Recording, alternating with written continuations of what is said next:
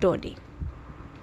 Today I'll show you how to use Microsoft Loop, the collaborative workspace app in Microsoft 365 to organize projects and boost productivity. First, open your browser, search for Microsoft Loop and sign in with your Microsoft account.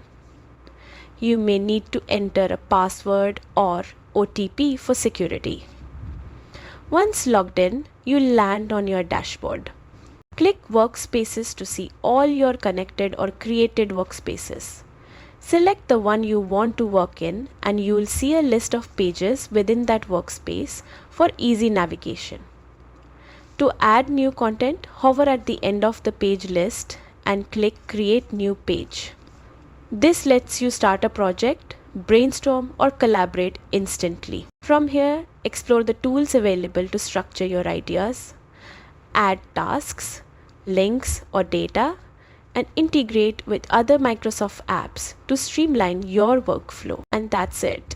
You're ready to collaborate efficiently with Microsoft Loop.